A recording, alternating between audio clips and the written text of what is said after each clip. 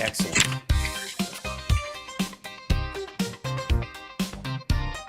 Good morning, everybody in the chat room. Hit that like as you're coming on in the door. That helps us boost. Look at that. Susie's number 39. All right. I'm ready to roll. We have so much to cover this morning. By God. Not the least of which we got the major with us, so let me pull something up real quick. Let's see.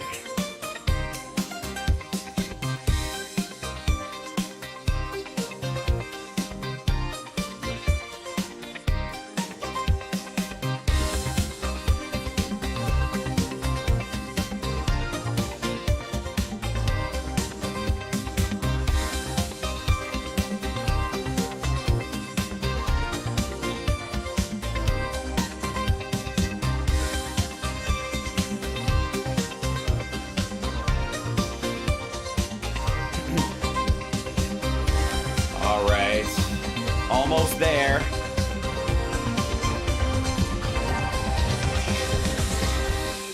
I feel like we just go straight into this. And welcome to the show, everybody. I gotta raise you up. We gotta tilt. There you go. Excellent. You deserve a prominent camera angle, my friend. Welcome everybody to HAL Sparks Mornings Mega Worldwide. Our guest this morning, as per usual, except for last week because we got a lot of catching up to do. Major OJEDA, who is running for office in North Carolina. Richard OJEDA for NC.com. If you want to contribute, help, just give him a pat on the back. And you could go to turnleftpack.org to buy Jackaloon merch and anything you could do to kind of, again, a rising tide does not lift all boats. Sometimes it capsizes them, so it takes effort. I'm just saying. How you doing this morning? Going nonstop, man, but it's good. I mean, I think things are going really well. My opponent refuses to show up down here, and people are calling him out for it. He actually is the Republican over the NRCC that told all the Republicans no more town halls. So right, it didn't. It's not now. We see photographs of him hanging out with Byron Donalds and Linda McMahon and Christy Nome and Tulsi Gabbard, but he won't come to the district. So that's curious. Yeah. And I don't think that's going to change because as the news gets worse for Republicans, the impetus to do this and go, look, help is on the way. It's going to work. Just hang in there. All the this kind of there's going to be a little bit of suffering, mostly in red districts, which will permanently be knocked off their stool. But don't worry about that right now. Just buy our line of BS and that'll be enough. So one of the things, before I get to the thing I wanted to talk to you most about, which is, of course, the sort of lack of military strategy and capability, both between Hegseth and Duffy and the idiocy out of there right now, because I think you're particularly apt at speaking to that. You brought up, as we were going on the air, Linda McMahon's letter to Harvard that was graded, that got... wrote a letter to Harvard, which you responded by, they sent it back to her, correcting her mistakes. And she is the Secretary of Education. So and that's just magic. I think my favorite part of it is this one right here, which is they circle this and it's just a bunch of question marks and exclamation points. And a great understanding of the highest levels of mathematics are being rejected. And it's just like, what are you talking about? What is that? Maybe you need to come in and explain that sentence to us in person. Because I think that's the one thing missing from reporting right now is that I'm going to read a quote from something you said, and we just want clarification on it. And then read some of the dumb shit that they say in letters like this and go, the question everyone has about that remark was, what does that even mean, right? And let them try to dig their way out of it because they gave that answer because they're stupid in the first place. So they're not going to be able to give a better one, right? Yeah, and I think that this also is one of those times when you can say, or you can see that Donald Trump does not select people for these positions because they're qualified for these positions. Oh, no. Yeah. He gets those folks because they will do his bidding. They will bow down to him. They will do whatever he wants them to do. This is a beautiful response from Harvard when Mm-hmm. Donald Trump and them are placing Harvard under attack. The reason why the Republicans don't like Harvard and places like that is because they fear educated people, because educated Yes. people don't fall for their bullshit. And that's exactly what we are seeing right now. And this is a beautiful response from Harvard to correct her letter and send it back. That shows that she is not qualified for the job. She didn't get that job because she's intelligent. She didn't get Right. that job because she's got any experience whatsoever in education. She got that job because she would do and say whatever Donald Trump and these jackaloons want her to say. That's right. And that right there exposes them for what they really are and who they really are.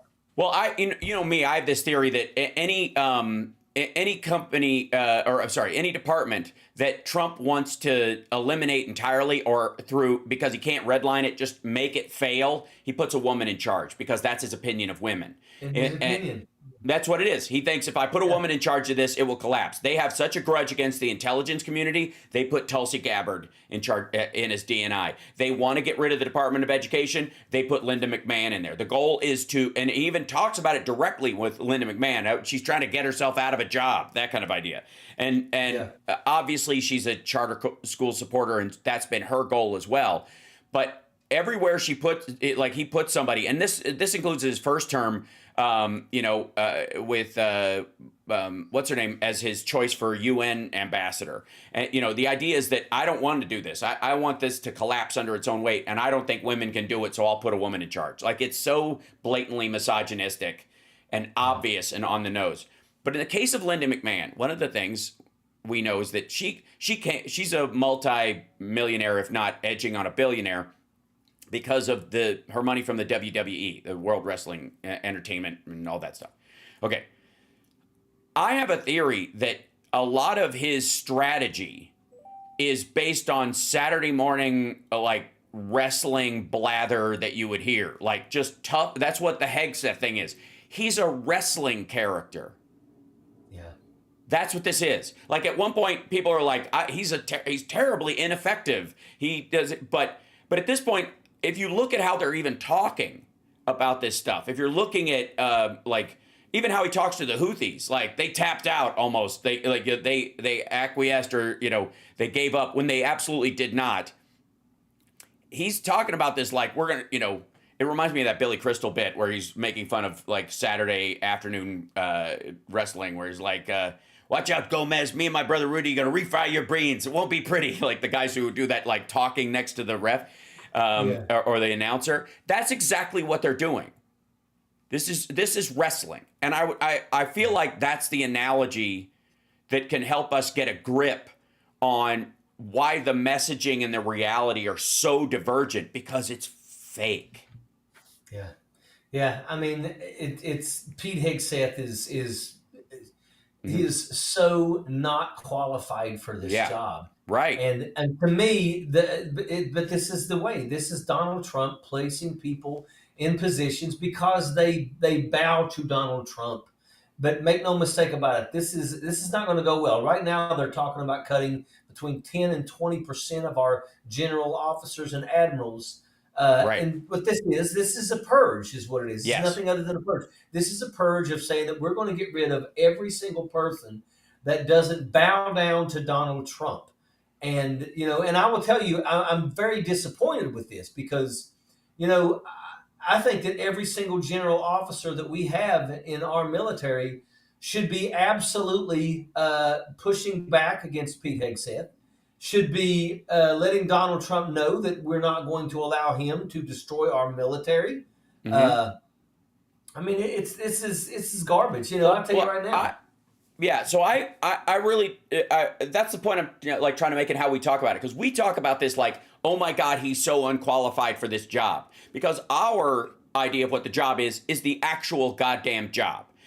Yeah. Trump's idea of the job is, they're straight out of central casting. He thinks the cabinet positions are performative in nature, or I guess delegatory in, like, it's either somebody who just shows up and says they do the things when I tell them what to do, including we'll talk about tariffs in a minute, and his like I make the deals nonsense right now, which just undercut everything whatever progress they might make.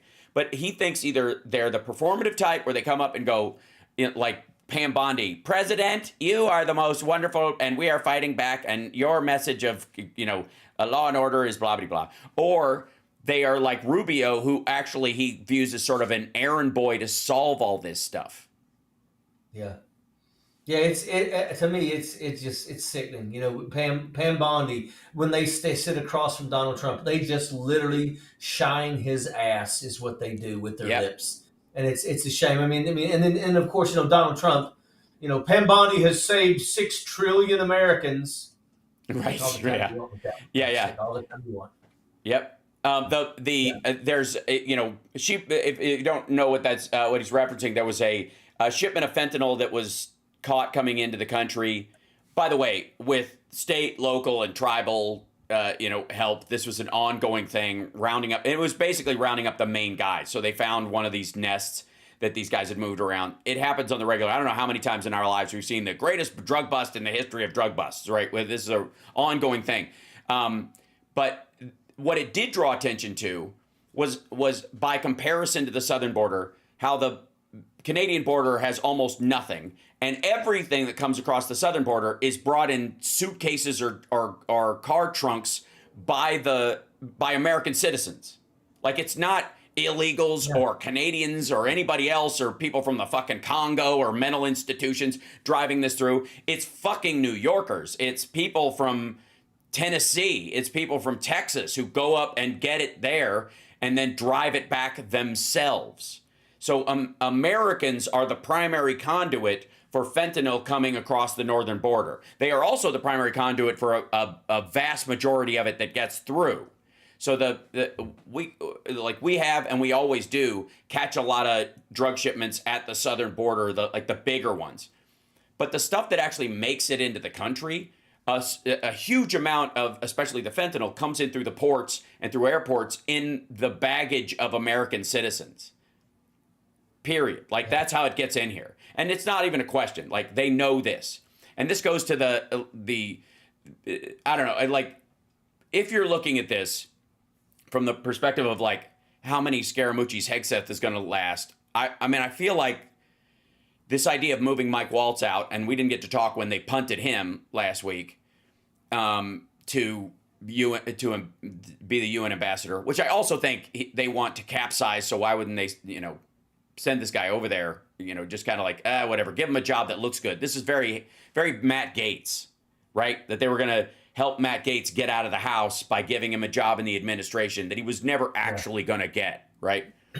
But moving him around, Mike Waltz around, he's got to, the Senate confirmation will be rough on him, but ultimately it has to, it has to bring up Hegseth. People need to go, why are you sitting here answering all these questions when you made the mistake of bringing this guy in? But it was Hegseth who posted classified information. Why are we talking to you? Why are you catching all this heat? Democrats could go a long way towards, playing into poor, pitiful me, Mike Waltz, by bringing up the fact that he's not the guiltiest party in this. Yeah. This Secretary of Defense is the one that started the daggone app, or of the chain. Well, no, so Mike Waltz started his signal. He started his own. Yes, Hegseth started his own with his family and his lawyer, his wife, his lawyer, both his brothers, one of which is in the Pentagon, or both of which he's gotten jobs in the Pentagon, and God knows 12 other people. By the way, his wife was a former Fox News producer. So again, imagine if, any Obama, Clinton, Biden, anybody had their SecDef was married to a former producer at MSNBC. How we'd never hear the end of it. It'd just be silly. That would be the root of all criticism of the military that might come out of MSNBC. Would be this, this leak and spill kind of matrix that they would set up, right? Can you hear me? Sorry, did we lose you? Oh, there, yeah. Sorry. Yeah. Yeah. So, I feel like that, it's harder and harder to unpack how it's like the reality of it versus the messaging. And Hegseth is you know, there was this interview, Laura Ingraham. I don't know if you saw the Laura Ingraham interview. She interviewed Sean Duffy, about these 2 helicopters that almost, you know, that or 2 planes had to go around because Pentagon helicopters were giving VIP tours of the Potomac on their way to the Pentagon and stuff, which you know was full of Don Jr.'s friends. But they won't say, and believe me, if they won't say, it's damage. Trump can't make a fucking call. Who was in the helicopter? I insist. I declassify who was in that helicopter for that trip. Like, how hard is that? But if they're not saying, it's obvious, right? That it was like friends of the administration. But she said, why don't you, you know, why does this keep happening? Why don't you talk to Pete Hegseth? And he's like, well, she's like, you have his number, right? She's like, I have his number. You want to call him right now? Like, she was like Kirsten Welker. Listen up. This is the only time I'll ever say this. Go watch that interview with Laura Ingraham, and she's friendly to this. She's like, I got his phone number. And the weird part, like, of course she has Pete Hegseth's number, but everybody does. It's on the fucking dark web, which is the other thing we found out. So there are a couple of things I want to ask you about specifically, not the least of which is, A, how is your campaign going? Let's start there. How's it feel? What's going on? What's the latest? What are you focused on right now?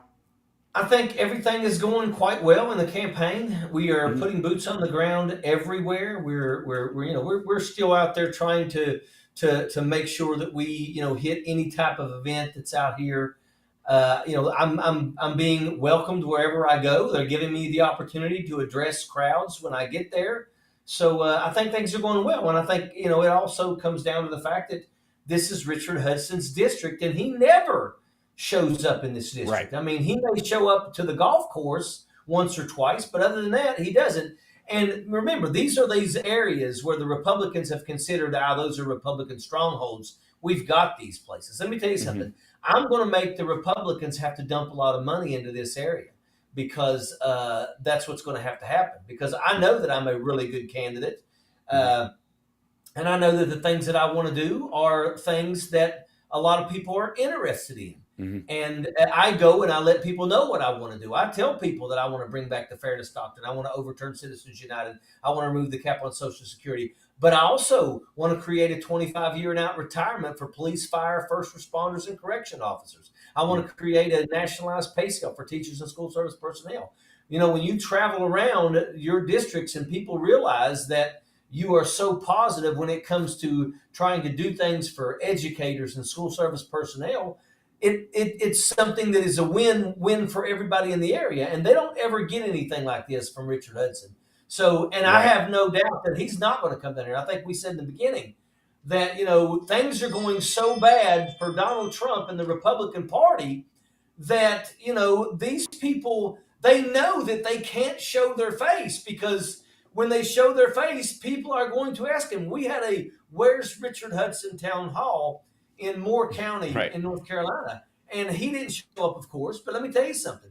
When I was done speaking, because they let me get up and say something, when I was done speaking, I walked to the back of the room, and I was approached by independent voters, and I was approached by Republicans that have been Republicans for decades, that are done with Donald Trump, and they're not happy with Richard Hudson because he's doing nothing but, you know, making sure that he ignores these people because they don't want to speak to the people, because the people are saying, where's your courage? When are you going to stand up to Donald Trump? We didn't elect a damn dictator. What do you mean $150 million for a daggone a parade when we've got people that are starving and living in the streets? So Republicans can't come back from that. So they're going to only do telephonic town halls. And that means is, all right, here's your questions, people. You call it this time, you call it this time, and we're going to make it look like he's just absolutely great. Well, and you also get to pick and choose which things you answer, not based on who walks up to the microphone, but from, you know, if you got 35 questions and 5 of them kiss your ass, you'll just throw the other 30 in the bin. You're never going to address them, right? So it's super easy to do that, which is why they'll always choose that route. And I don't think it's going to pay off. I do think that in a world that is increasingly technologically advanced and is, social media being what it is and people staying home and watching streaming services, pressing the flesh has more value than it has almost ever had. Yes. So, right.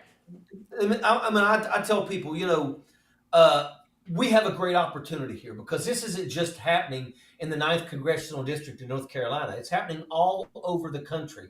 We have members of the legislative branch going around and doing town halls all over the country in districts that they don't live in, but they want to show the people what right looks like. I actually got to meet Chris Murphy from Connecticut and Congressman Frost from Florida because they came to my district, to the 9th Congressional District, and they did a Where's Richard Hudson town hall, and they answered the questions of the people.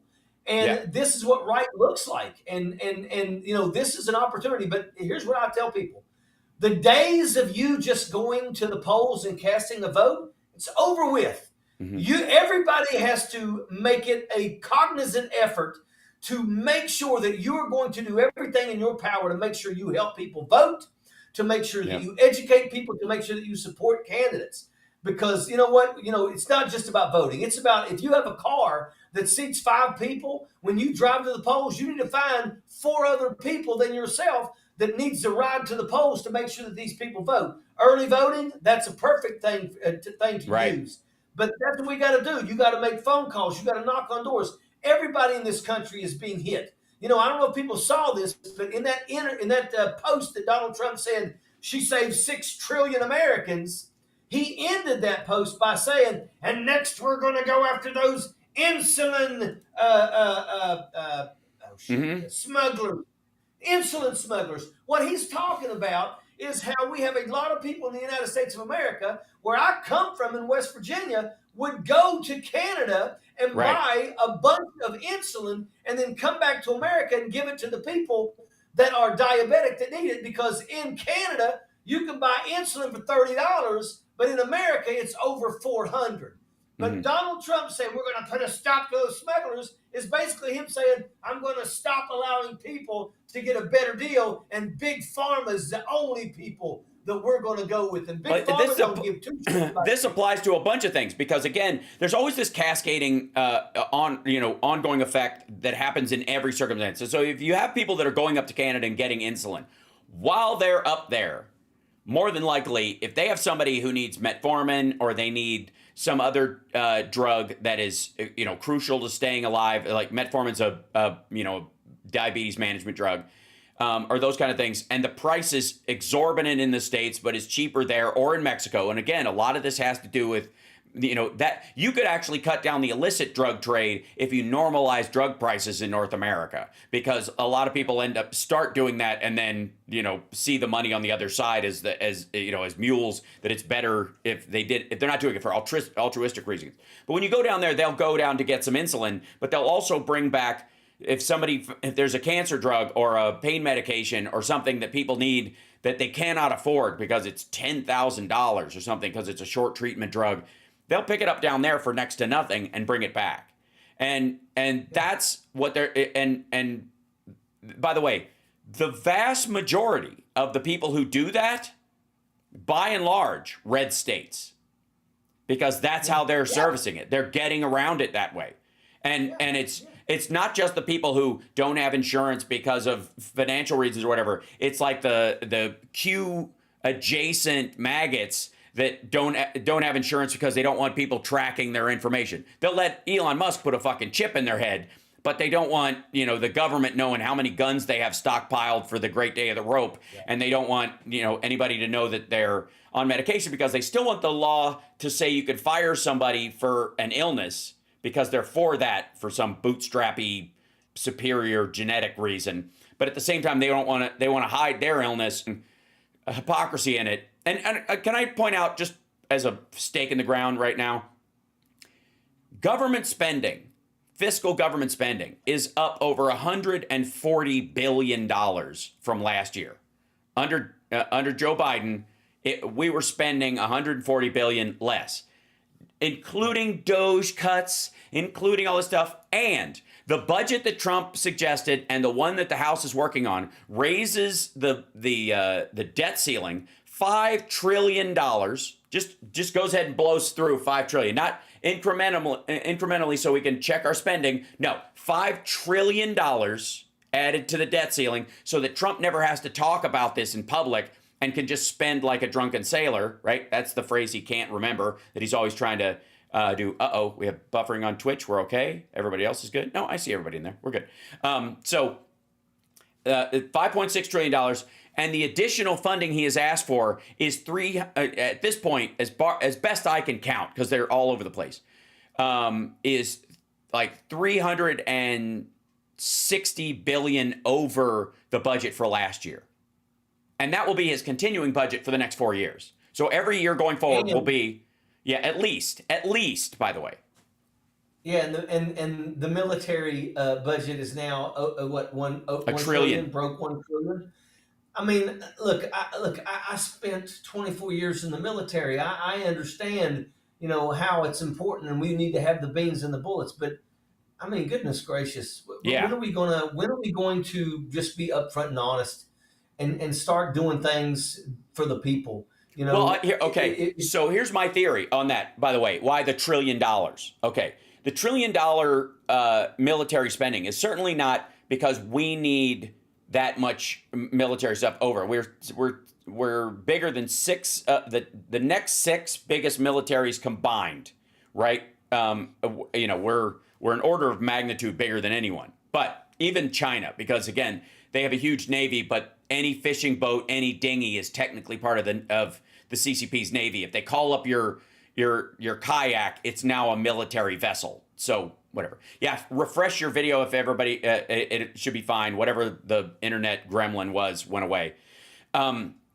So I think it's about 2 things. One is they're cutting all these jobs from the federal government, and they know it's going to have an impact on jobs numbers and that kind of stuff, and it's going to be rough.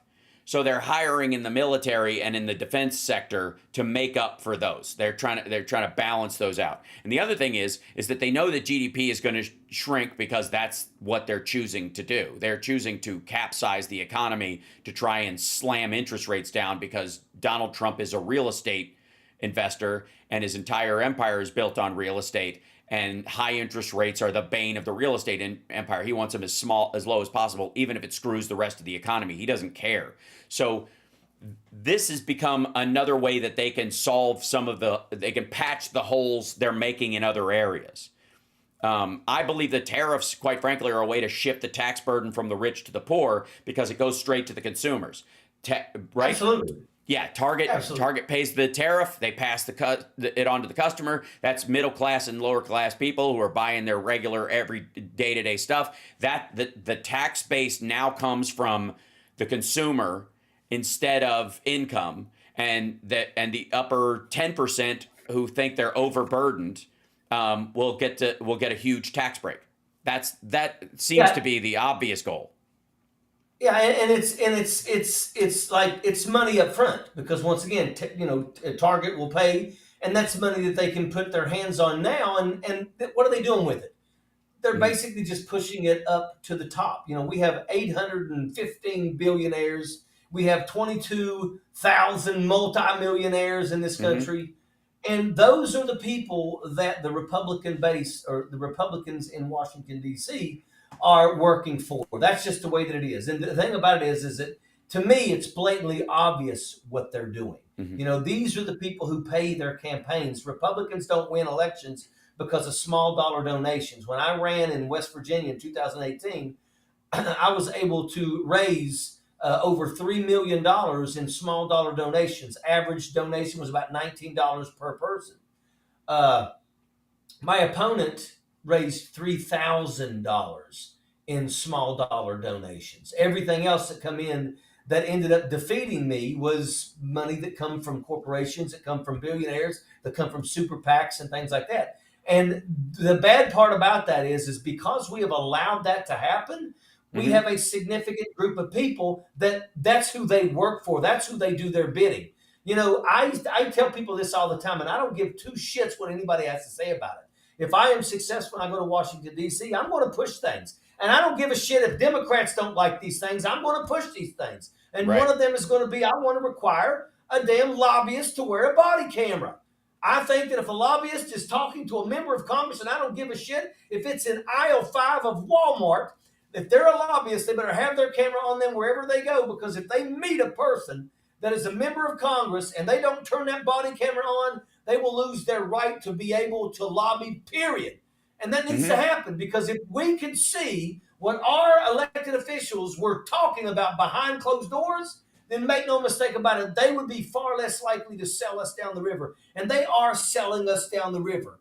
If you think that they don't love it when Big Pharma walks into their office because they know, I'm going to get me something from these people, and that is unacceptable. Big Pharma, big energy, these are some of the biggest enemies that we have in this country in terms of the enemy of the people, because they don't give two shits about us. They don't give a shit about your black lung in the coal mines. They don't give a shit about climate change. All they care about is making money, while they can.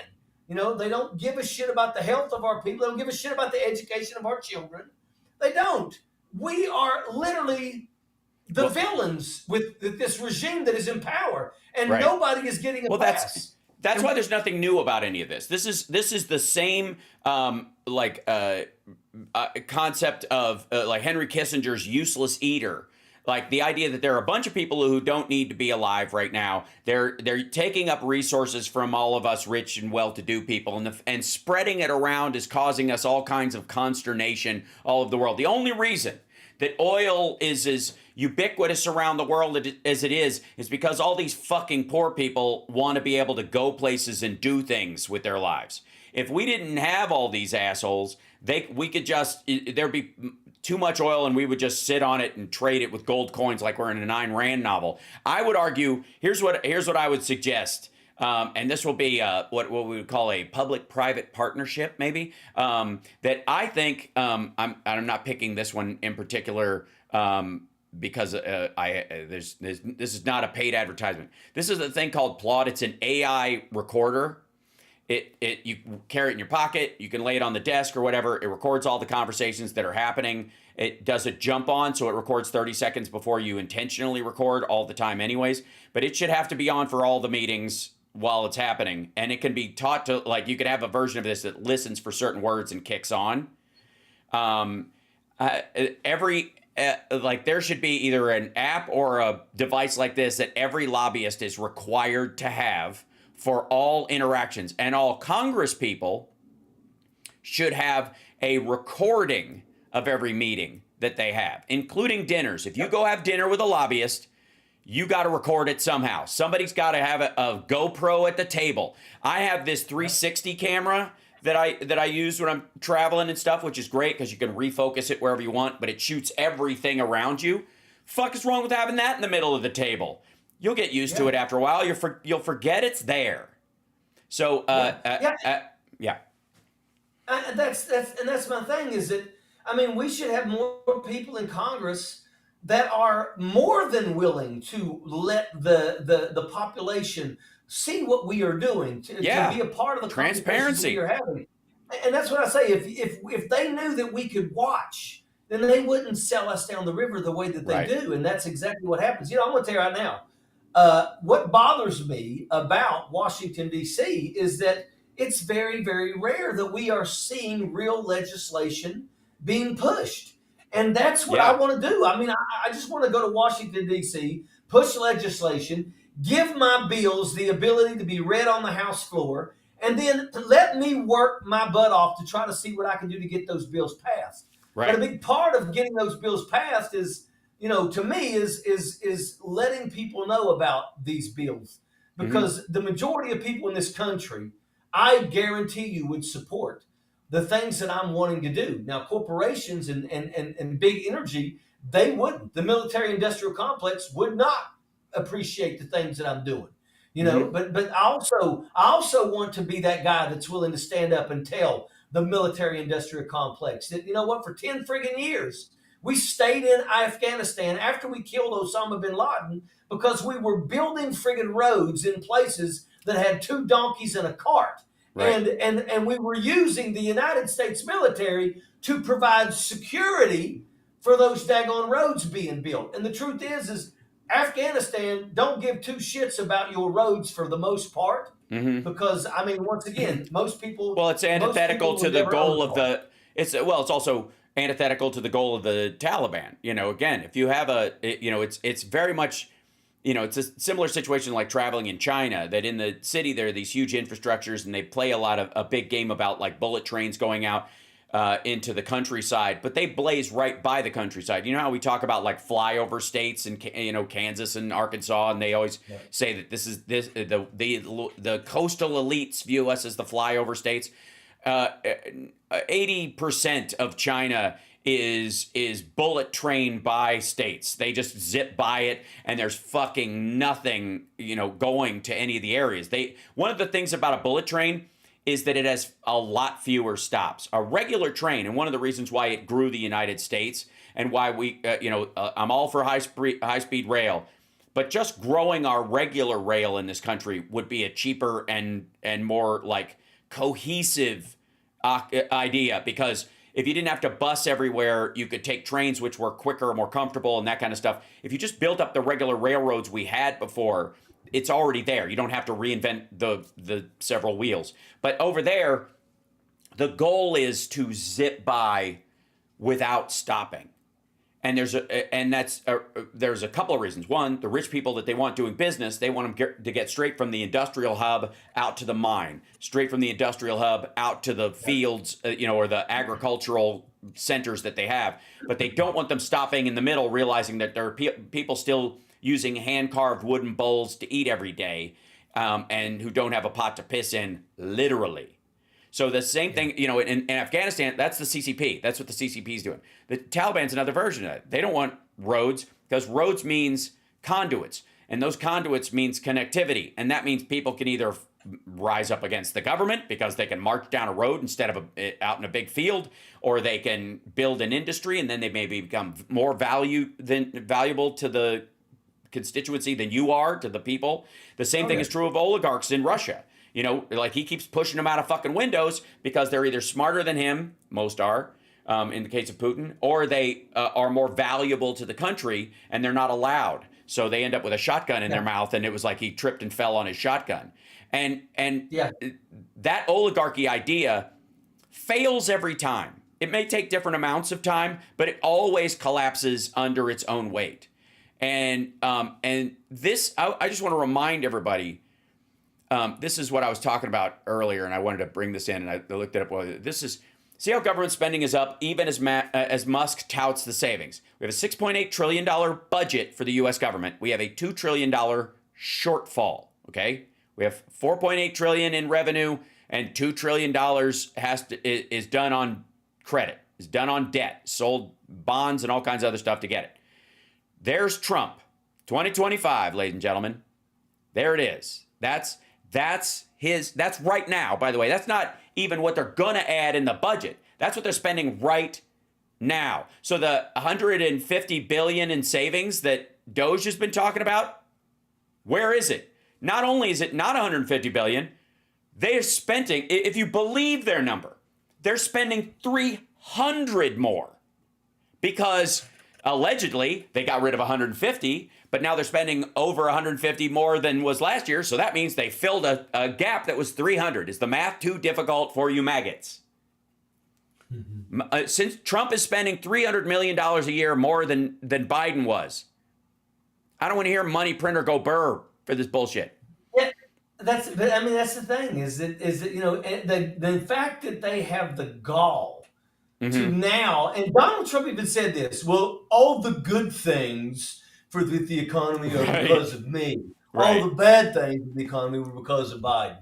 And the bad part about it is people fall for that. They believe that stuff. And what he was talking about in terms of the Taliban, I will tell you that when I was over there in Afghanistan, our farthest outlying areas that took us the longest to get to, you could actually see it as you travel. The areas that were close, you saw smiles. But as you got farther out, those smiles turned to negative faces, to literal anger at you when you Right. showed up. And the reason why is because they know that, the Americans, it's not easy for the Americans to get here.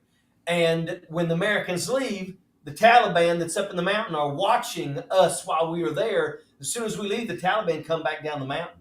And make no mistake about it, if anybody in that crowd, was very friendly with us, they'd gut them right there in the middle of the street. Mm-hmm. And that's what they do. And I mean, I got photographs where you could tell I'm sitting there taking a photograph. I got people behind me, and you can look at every one of them, and they're looking at me like, you son of a bitch. Because once again, every time we showed up, it meant that when we left, the Taliban were going to come down and be like, okay, what was said? What they asked? And try to intimidate these people. But and that's how it works. But it's sad. Well, and again, this kind of goes in line with like the performative aspect of this, and I feel like we had this, with Bush and his flight suit and the mission accomplished stuff. We've dealt with this bullshit before. It's the same like tiny ball machismo nonsense that these assholes have to do. We've lost 2 F-18s, 2 fighter jets. Both of them fell off the Truman in the last, week and a half. Like one just yesterday. That was a bad landing. That happens. Just understood that happens. The other one just fell off because they were maneuvering to get out of range of Houthi missiles, because they realized the Houthis now, because they fired at a airport in Tel Aviv, have the range to reach where the ships were. So as soon as they found out that rocket had been fired from the Houthis and had the range it did and actually struck, they had to move immediately out of that range in case there was other stuff coming. And boop, that thing fell in. We had a soldier that was injured. We have another soldier that was found dead in Honduras on a fucking riverbank, and where's Hegseth? We'll get to the bottom of this and take care of our service people. Nobody gives a shit. It's pathetic. And in the same time, I keep going back to that Duffy interview with Laura Ingraham, which is like, call Pete Hegseth. He's the guy who can go, no more flights around this for the foreseeable future. We need a retrack right now. And until that time, you're all fucking grounded, and you can only fly during, dead points, or you take the long way around. And again, it ain't fuel. It isn't, they can fly out and be below the descent path of every fucking airplane, but they want to take the pretty route around. And that started as soon as Trump got in office. This wreck that happened, and the helicopter that hit, and all this stuff, this is all part of this kind of like them showing off to their donors and their bros and the machismo crowd wanting to we own this town now. So they're fucking, they want to fly people by, like, look at us. Hey, it's like the parade. Anyway, so spending is up $300 billion under Trump since last year. If you believe Musk, if you believe everything they've said, up that much. We've lost 2 fighter jets, at least 1 soldier beyond the 4 that we lost in Lithuania, which was very sad. And Trump, where was he? Where was he when they were brought back? Golfing with the Saudis, for fuck's sake. Yeah. Poorly, I might add. Poorly golfing. But dude's a shit golfer. Let me tell you something. This is what will bother me to the day I die. Mm-hmm. Is that we technically we won in Iraq and Afghanistan, but we chose to stay for the military-industrial complex. First and foremost, we should have never left the Tora Bora Mountains where we had Osama bin Laden held up in the caves. Right. We should have never left until we drug his carcass out of those caves. And let me just tell you something. I'm going to tell you right now. I was never, ever, I'm not a Delta guy, a Delta operator, anything like that. But I've been through the rat maze. All right. I'll just say that. And I'm going to tell you, we have people in the military that absolutely, you see these people in rock climbing underground caves where it's real tight and stuff. Let me tell you something. We have plenty of people in the military that can go through that stuff. I mean, hell, I even went through the rat maze. But, I'm going to tell you, we should have killed Osama bin Laden right there. And that would have been it. Well, we invaded Iraq. Do what? We invaded Iraq. Go ahead. Yeah, voting matters. This is why voting matters. Because if anybody thinks that there's an argument that 9/11 wouldn't have even happened if Al Gore had been in office, because again, the transition from Clinton to Bush, they said, hey, the biggest problem you're going to have is this dude Osama bin Laden, and they've been plotting to do this. You got to keep your eye on the ball with this shit. And Bush was ignoring his presidential daily brief, all that kind of stuff. Al Gore would not have. So there's an argument that it would have been harder, if not impossible, for them to do it, because that concern and that focus would not have diminished under Al Gore. The second thing is, Al Gore, there's no fucking way Al Gore would have taken us into Afghanistan and Iraq as a full-blown war. He agreed with John Kerry that this is a job for Interpol, that you can wipe out these terror camps, but you don't have to invade the entire fucking country. This guy is he's a supervillain, but he's a criminal. At his base, he is a murderer. He just used this tool to murder people. You don't need to create more murder to solve murder, right? So that never would have fucking happened. Iraq, let me sum this up for everybody. For all the oh my God, we would have spent all this money on climate, blah, blah, blah. It wouldn't be anywhere near the $7 trillion we burned in Iraq and Afghanistan at all. It wouldn't have been anywhere near that amount of money, and we'd have been farther ahead on solar and batteries and all kinds of stuff. And if you don't want to have it, you can fucking burn sterno and eat on a camp, at a campsite all you want. But the point of it is that never would have happened. That money never would have gone out the door. That's $6 trillion, right? And so he wouldn't have done that. Kerry said it was an Interpol job, and he was absolutely right. Oh, and that's why voting matters. It's why it matters who runs things. And all these people who are like, it doesn't really matter, the cabal, the deep state, the establishment, whatever. It abso-fucking-lutely matters. Yeah, I don't want to hear people that are seeking office talk about how our military can kick so and so's ass, because at the end of the day, the ramifications of anybody that has that mentality. Are you going to be there? Are you going to be there to fix us when we come home? Because right now we have a regime that is not willing to fix us. That's actually trying to dismantle the Veterans Administration. But we should have absolutely never. But here's the thing: we invaded Iraq when we captured Saddam Hussein. We should have then started immediately bringing troops back home. Once we handed it over, once they had their free and fair election, we should have got out of there. But we stayed, and it was it was wrong. We just spent a lot more money, lost a lot more troops in Afghanistan. We stayed, we pulled away, and we let him get away from the Tora Bora Mountains. Then we killed him in May of 2010, and we could have came home in May the 11th. Victorious. We could have come home and said, we're bringing our troops. We killed Osama bin Laden. We now have vengeance for 9/11. We could have come home and we could have had parades, and that could have been it. We could have said victory. We could have come home and we could have claimed victory when Saddam Hussein was captured, when Saddam Hussein was killed by the noose.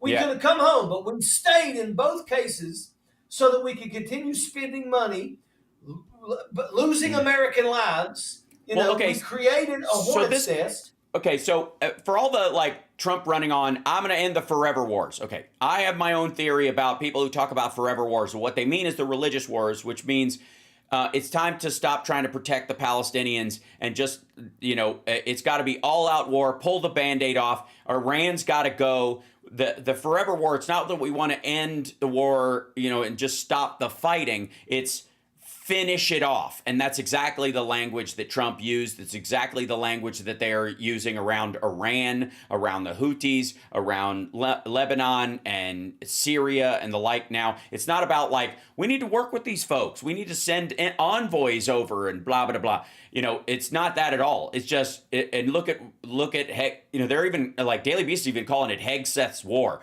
Just the, just air bombing campaign of the Houthis, period. That's the end of it. That, there's no even war aspect of it. It's just fucking pea shooters from a distance, which, that's it. They don't want to solve the the strife or the conflict. They just want to end it. When they say no more forever wars, they mean just finish it, kill them, wipe them out. Yeah. Don't, stop trying to play nice with the people we don't like. And that's exactly what's fucking happening. Whereas Democrats for a long time have been working for a two-state solution, try to find ways like Biden took the Houthis off the terror watch list for a while to see if they could behave, and then he didn't, and he put them back on, right?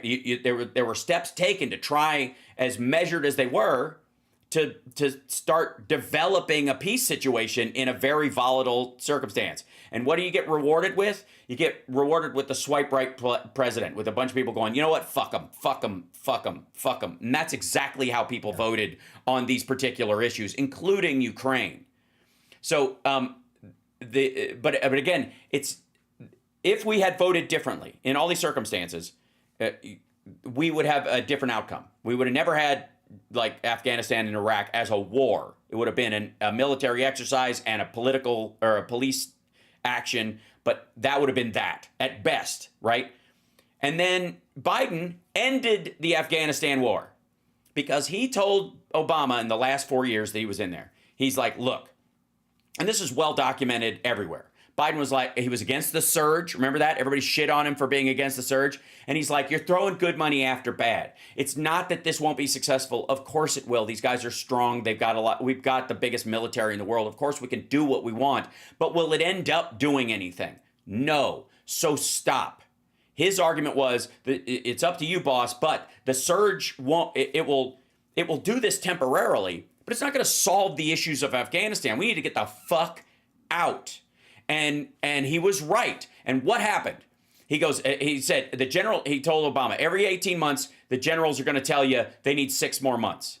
And they need 10 more months. And then they need 18 more months. And then 18 months from that point, they'll come back and tell you the same fucking thing, right?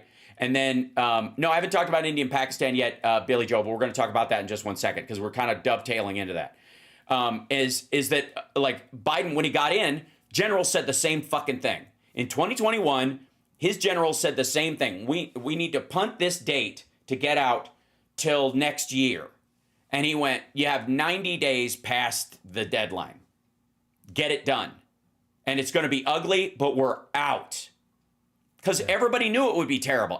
Nobody wanted the egg on their face because it was a mistake in the first place. And I would argue for Trump going, that was the most embarrassing day in the history of history.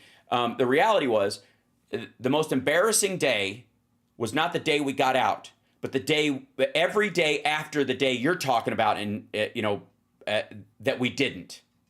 The next day was the most embarrassing, followed by the next day and the next day, which includes all 4 years of Trump's first term when he didn't do shit. We still have troops in Iraq. Yeah. And the bad part about it is that, we made so many mistakes. We should have never fired their military. We should have said, general officers of the Iraqi army, you're still in power. You still have your troops. Keep down the violence, maintain peace while we set up your next election so that you can finally have somebody put in place that you guys get to vote for. That would have been the way out, but we stayed and it was wrong. So, yeah. So I know people want to talk about the border, the India and Pakistan. Yeah. So, all right. So there, for those that don't know, about a month ago, like 4 or 5, like Islamist militant terrorists went to a tourist area and in the Kashmir region, close to the India part, and killed 25 people, just shot people on the beach and bathers and people walking around, just slaughtered 25 people. And there has been, over the last couple of weeks, especially a back and forth where India was saying, we're going after these terrorist guys. We are not firing at Pakistani troops. We're making that distinction. And then, I want to say about 4 days ago, Pakistani troops fired on Indian troops in that area. And again, this is all going to be, like fog of war, whatever you're going to, pick your poison. But the point is, it ratcheted up to the point where India struck sites inside of Pakistan. I want to say it's 7 of them now that they consider terror sites. And this is one of those things where people are like really nervous about this, obviously, because we've always heard this for a long time. These are both 2 nuclear powers, right? These are they both got nukes. Okay. There's a huge difference though, because India has a large functioning tech sector and a lot of smart people running their nukes, and Pakistan has a lot of leftovers like Russian gear that maybe it flies, maybe it won't. But it's still bad. Don't get me wrong. Like even if it misfires, it's still going to kill a lot of people. So that's their concern. But they don't keep it up and have the kind of trade and money and that India does. India is a ginormous country that can, and again, its tech sector is so high they can actually have a very functional nuclear site. And as we've seen in this circumstance, the Pakistanis fired guns at Indian soldiers. India responded by bombing sites inside of Pakistan. Right. So if one site is going to start this, they're going to start it. It's probably going to be India, and India has a large functioning nuclear arsenal. Tactical nukes too, and I don't think they're afraid to use them in Pakistan. They've actually surpassed China in the largest in terms of population, like 1.6 billion, yes. Right? Well, so that's one of the things is that their population's watery because that's what happens when you have a giant population. This is a real important point about this whole population thing, and you know how I feel about this. China's population is probably a third what we actually believe. It's probably closer to 600 million now. Genuinely, I'm not kidding. They lost at least, by the Russian and Japanese numbers, they lost at least 250 million people. The last number I had heard through the channels that I had, that they lost 25. It's 10 times that. They lost 250 million people to COVID. So Moet in the chat is saying 500 to 800 million. That's the zone that people are talking about. I edge towards closer to 500, 600 because that's they're also very data. They're also really lacking in terms of the generations that are coming up because they went so long where they said, you're only allowed to have one child, preferably a male child. And right now they're saying that they have this large elderly population and they don't have any younger population to be able to take care of this elderly population. Yeah, they've got no consumer base and no workers. Yeah, they're fucked. Yep. They really are. Unlike India, which nobody. If you go to, I've said this before. I've been to China multiple times. I've been in big cities and small, and I've been in big cities and small all over the world. From London to Dubai to New York City, Chicago, and all this stuff. And I'm here to tell you that when you go to India and you walk around a big city, it's like going to Thailand or Vietnam. It's fucking packed. Like it's like there are so many fucking people. Like it's crazy. My buddy Chris Bono and I spent New Year's in Thailand years ago. Maybe, I don't know, at this point, it was like 2006 or something like that. And we were there for New Year's. We were downtown at the World Trade Center in Bangkok, which is, it's not like our World Trade Centers were. It's not huge buildings, but it's where they do their trade. Smaller buildings or whatever. They're firing fireworks off the top of these buildings, and some of them were bouncing into the crowd. And we were like packed in sardines, like sardines on the street. The street was fucking closed, and you had to move through the fucking crowd like this. And even outside it's packed. That's right, Osh. And in China, my entire experience there, wherever I went, like elbow room to spare. And it wasn't because they've got more land. But you go to like Calcutta or you go to any major city in India, find a time of the day when there's less than 100 people on the street in front of you. If you're on a highway, you can drive. But the moment you get off the highway, people walk. They're crowded. The streets are crowded. You're beeping your horn going 2 miles an hour, And that's, I tell people, this is what when you think of Haiti for the earthquake, this is why the death toll was so high in Haiti. Yes. Because when the earthquake happened and all the buildings and houses crumbled, they fell right into the streets. We were having to clear lines of communication by going in and scooping up all the rubble that was in the streets, and it was intermixed with bodies all over the place. Right. Because that's just how it was. People just fell down on top of them and killed them. But that's how it is in a lot of these places. Yeah, somebody in the chat said what do they say? There's like people seem to coexist better in China. No, they don't. They just don't exist. I'm telling you, they don't. That 1.4 billion number was always bullshit. It was probably at its peak just under a billion, which is nothing to sneeze at. But it absolutely way before anybody thought it would happen, it just went and COVID hastened it. And again, originally they said they had 4,000 dead. You remember that? They held that number, 4,000 dead in China from COVID. Nobody welds people into their apartment because in a country of 1.4 billion because 4,000 people have died of fucking anything. We lose 70,000 to the flu every year. We're not soldering people into their cars so that they can't walk around. It's fucking nonsense. And yes, a lot of it's propaganda, absolutely. So, but if you go to India, holy shit! Like any populated area, even the villages where people gather are packed. There's a lot of people in them, right? And so India knows that. I mean, if given the education dollars and the investment, they can do a big pull out of poverty in those areas. But unlike China, India, for all its authoritarian nature under Modi and all that kind of stuff, is at its essence more democratic. It is a polytheistic society. They are much more open in general. There's a reason why yoga comes out of there and kung fu out of China. There's it's basically the same activity, just one kicks ass and the other one's just a stretch. But the point is there is a cultural difference that is meaningful, right? That is genuinely meaningful. And businesses, there was even this article, I want to say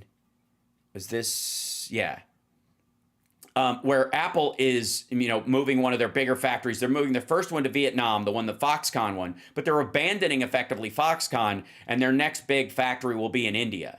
And that's where the relationship will come because Trump likes Modi, and the chances of a Trump tower, in India, way higher than a Trump tower in China, ever, right? It doesn't matter because after he passes, they're all going to be just targets for firebombing and shit like that. You want to see a fucking brand that's going to die instantly along with the main dude. Like Ivanka will be able to sell purses on that name, but the buildings, like I wouldn't be in one ever after this guy goes, right?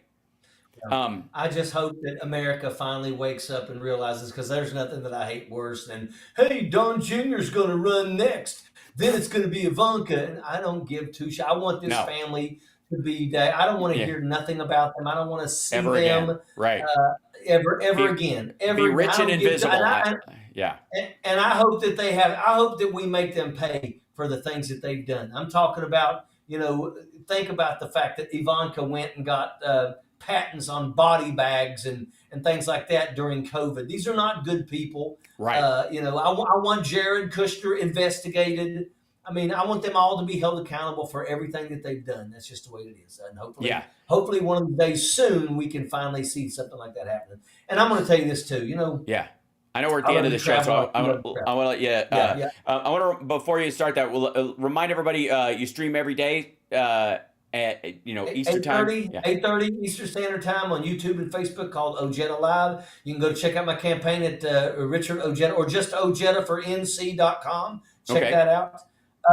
But heck, I done forgot what I was talking about. I'm sorry, I didn't mean to interrupt you or whatever. But no, it's all good. It's all good. It's all good. The back and forth. It's all good. Yeah. The back and forth with this, the idea that somehow I've been making the case that Trump is Timu Antichrist, and that he's got the dumbest end of the world playing out in front of him right now, right? Yeah, and at this point, the Pakistani India thing is yet another rolling aspect of this. But insofar as, and I've been trying to find this right now, but I'm fairly certain JD Vance is in India right now.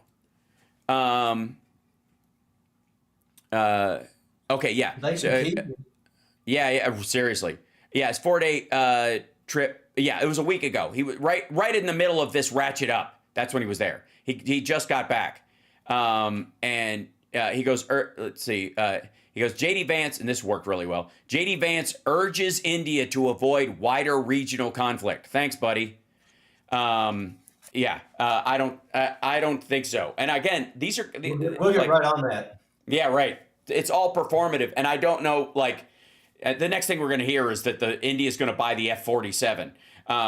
But anyways, I want to thank you for being on the show today, brother. I appreciate it. I know you have a lot of work to do on the campaign and the like, and so I appreciate you coming and spending time with us and talking about these issues. And we appreciate your service, and we're looking forward to you winning. I come on the show gladly. Hope I try to do it every week because every time I come here, I get educated. I leave this show every time knowing more than I know before. That's one thing about you. You don't just see a problem. You jump into the weeds, and what you provide your audience is details that I don't think you can get anywhere else. I will tell you right now, if there's ever a show that should be on the mainstream, it's this one right here. And I mean this. I'm not just saying this because you let me come on here and you hang out. You let me hang out. Mm-hmm.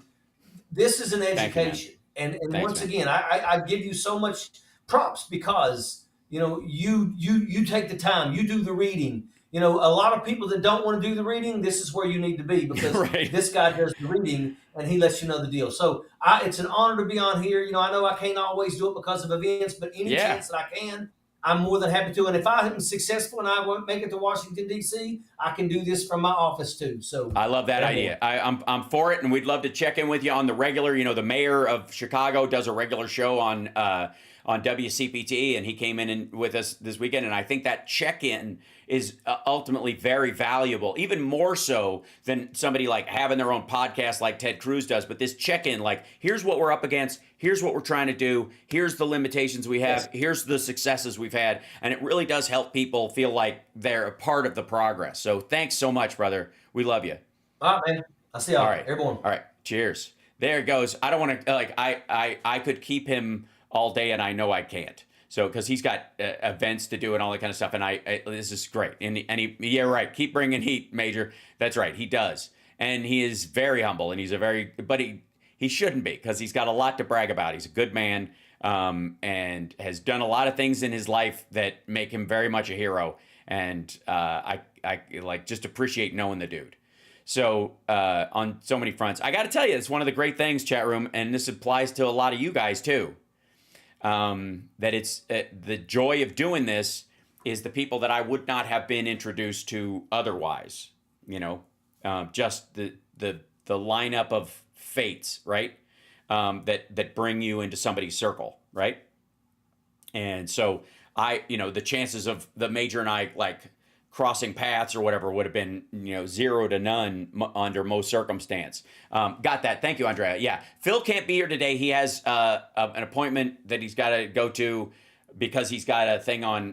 For I suppose they're having a pre-meeting dinner for one of the episodes of On the Edge, his show. So he's safe. He's okay. I want you guys to know that. Rip Tommy Bolin. That's it. Now I got to go listen to Todd Kearns' record Static and Stereo. So a couple of things. I want to jump into some of the news items, if I may, with you guys, since Phil's not with us, if that's all right. Yeah. What does everybody think Trump's big surprise is coming? Here's what I think he thinks it is. I think he thinks they're going to add a country to the Abraham Accords on his trip to Saudi Arabia, or he thinks announcing a big project that he has with them, or Live Golf or something like that, will bring peace to the region. It's going to be that fucking stupid. Yeah.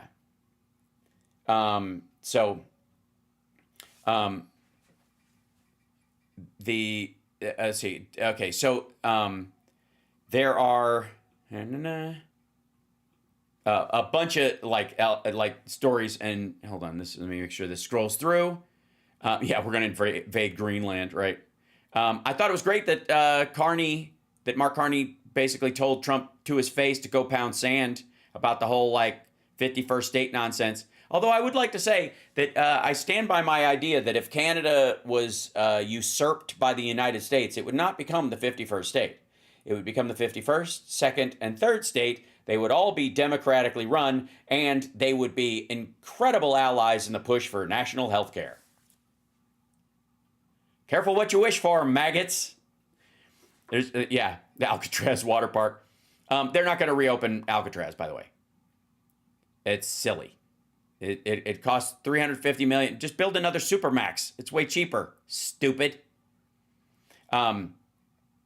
So let's see. So for those of you who don't know, just when you thought, let's see. Yeah, Mike Waltz had finished fucking up. The other day, kids, we were talking about this. Here, I wish I could put the chat in with. I need a window that allows the chat so we can see it on the side. And this at the same. I'm gonna make that today for like morning shows where it's just the two of us. By the way, hit the like, share the show. Patreon.com/HalSparks. Venmo also at HalSparks. What else? Oh yeah, super chats. Also, I think super thanks are available on videos if you want to help and you're watching at another time. If you're watching this later or, whatever, there's a little, like, super chats are available. If you don't watch it when the show's live, it's called super thanks. Something like that. Anyways, okay, so the other day, I think you'll recall, one of the reasons, I think the primary reason why Waltz was bounced was not because he fucked up the way he did. He had almost gotten through that. It's that there was a picture that Reuters put up of him using Signal while Trump was talking. And in that, it was glorious. And while that was happening, he was not just, the important thing is he was not just using Signal. He was looking at this archived version of Signal because Signal messages disappear. And if you don't check in with them right away, some of them might go away, which is illegal because they should be keeping these things, so they have to use this. And so they were using a publicly available app to archive these things. And, oh God, Besson's testifying before Congress live right now. Good old Bloomberg wants to go straight to him. But, so 3 federal departments have now prohibited their employees from accessing Telemessage, a message archiving app that the former National Security Advisor Mike Waltz used while communicating with other members of the Trump administration. He was using Telemessage on top of Signal.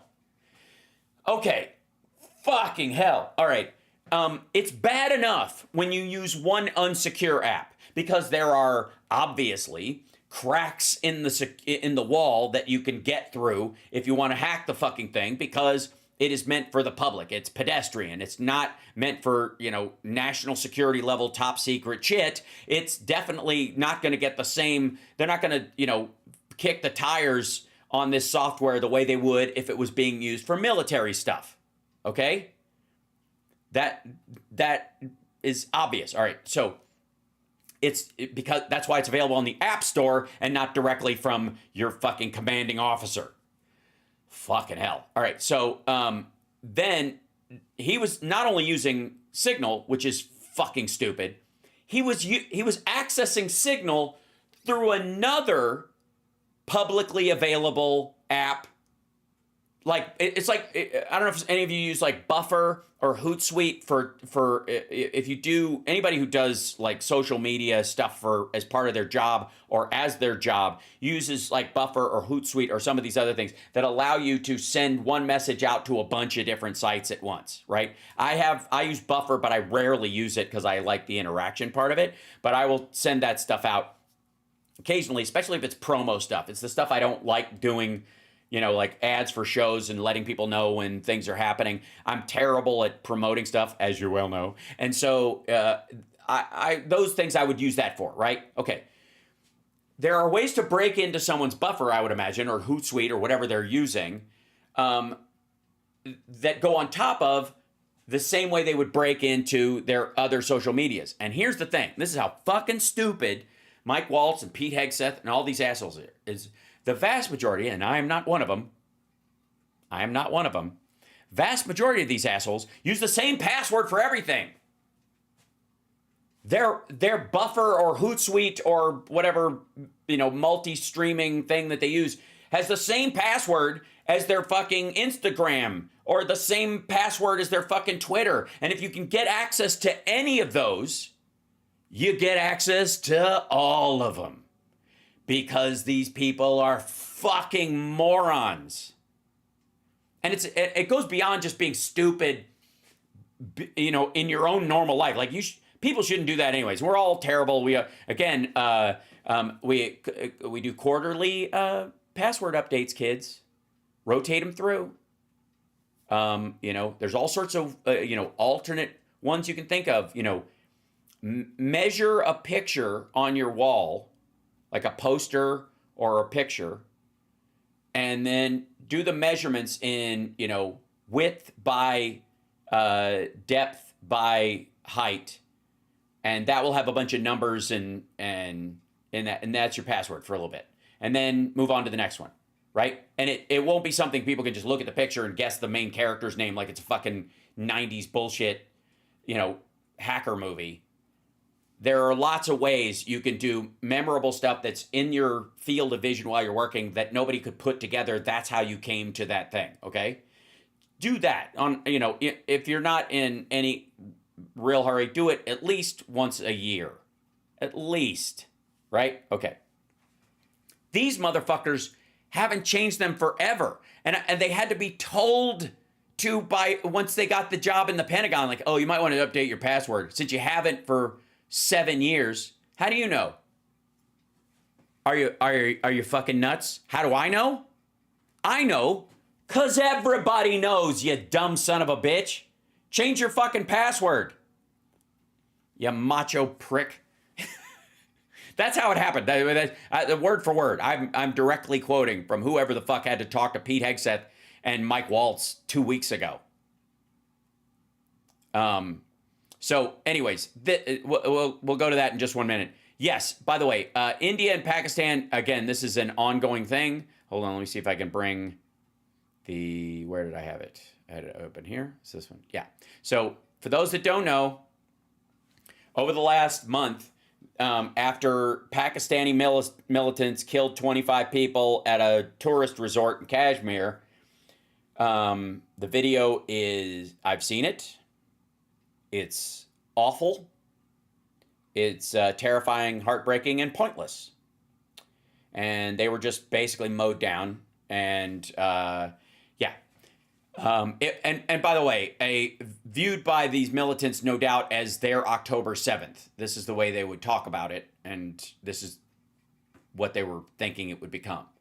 And they might be right, but not in the sense that they had hoped. Yes, Islam extremists are slaughtering innocents around the globe. In many ways, they think it's the last. It's their last bite at the apple. It's the same reason Russia invaded Ukraine. If he waits 5 years, they're not going to have enough young men to do it. Not that they ever did, but they thought they'd have enough in the interim. And can you imagine if they did this the same battle plan 5 years from now, and it had shit the bed equally as bad because it would have? What future Russia has for progeny would be gone.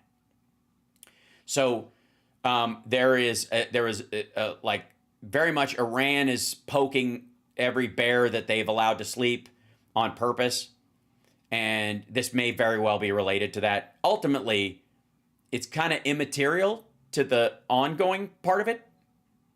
Again, I'm not. Anybody who falls into, in 1972, like, okay, dude, people have agency right fucking now. And there were people, go watch the German sketch on Faulty Towers and understand how civil society moves on after something terrible, but they still carry the grudge, but they still try to make the best of it. If your society isn't doing that, then it isn't interested in doing that. Yeah, no new wars. Absolutely not. Absolutely not. And don't read into the fact that they bombed Pakistan right after J.D. Vance left. No, it's okay, Denise. We can talk about this because these are the biggest stories right now are well, I mean, there it is. Pakistani defense minister says they're prepared for an all-out war. Everybody is, until they aren't anymore. The Pakistanis have a real military too, on top of the terrorist groups that they align with that are inside the country. And this, by the way, don't read into this that this is somehow supportive of like Modi's sort of Hindi supremacist shit and whatever. But understand that in this region of the world, Islam is a political religion as much as it is a spiritual practice. It is very much similar to sort of like the Catholic push across the world when the Roman Empire basically transmuted into Catholicism, going, hey, we might be able to convert more hearts and minds and gain more ground long term if we're not feeding soldiers. There might be a better way to do this. But at the same time, they hadn't left their militaristic stuff behind. So you have, again, as a Mason, I have a special place in my heart for Catholics on Friday the 13th. Love to talk about it sometime. We'll get into it. But the phrase, kill them all, let God sort them out. You know that phrase, guys? You might see Marines have a patch that says, kill them all, let God sort them out. That kind of thing. Okay, that came from a Catholic priest, a bishop actually, who was in charge of a fighting force that was going after Templars that were living in peace in a city. There was a town of like 100,000 people, and there were 4 Templars living in the city. And the soldiers came back and said, we talked to the villagers. They won't tell us who the Templars are. They don't want to give them up because they say they're good people and they know we're going to kill them. And so the priest said to his general, kill them all, God will know his own. So that's where kill them all, let God sort them out came from. It's not from the Crusades. It's post-Crusades. It's post-Crusades. That's what I'm saying. Most people think it's a Crusader thing. It's post-Crusades. It has to do with the Catholics turning on their own in some ways because, yeah. And read whatever. I mean, go read the Dan Brown books and enjoy that. That's what I would call like, spongy conspiracy theories. They're fun to read and think about, but they're not going to affect your day-to-day life. And the same way that like, intertribal conflicts from 1,000 years ago should not inform your behavior currently, considering the world we live in. Just saying. Another good example. Yes, Manuel. The Alcatraz. Okay. Why was Alcatraz inescapable? Why couldn't you get in? Why couldn't you exit Alcatraz? There were boats. By God, at certain points there were motorboats, even boats that had. You could have a small boat. Might even be able to sneak in the bay at night, even with lights going by. You couldn't put a fucking, I don't know, an orca cover over it, like a fin, and just people, oh, look, a whale, and it's actually a rowboat, and you get out there, okay, and then you get people in the messages back and forth, they sneak down, hop in the boat, fuck off, right? Yes, plenty of sharks, that's why you couldn't swim, okay. Fast forward to now. Do you think it would be easier for a cartel head with $1 billion empire who's been arrested by the U.S. government, put in a supermax prison? Would it be easier for his people to get him out of a desert supermax in the middle of fucking nowhere, which is where they would put him, and the one in California specifically, where you can see vehicles coming from, miles away? Or do you think a bunch of dudes with 60 jet skis just rolling them up and letting them float towards the fucking thing until they just land, and then they can't handle them all because there's not enough people to get rid of these fucking things. And what are they going to do? Shoot them? And while they're talking, there he goes. What about submersibles? Ladies and gentlemen, I would like to present to you the cartel, assassin's best friend. Let's see. Private submarine. This thing's sweet. I pointed this out. Let's see. This guy. Yeah. Why Triton? That's the question we all want to know. Except, oh, there you go. They're made with iron. They're not made out of fucking carbon fiber and put together. But this would be, ladies and gentlemen, these are single person or two person submarines that you can now buy. Yeah, when Alcatraz was active, when Alcatraz was a thing, you couldn't fucking buy a submarine on eBay. I'm fine.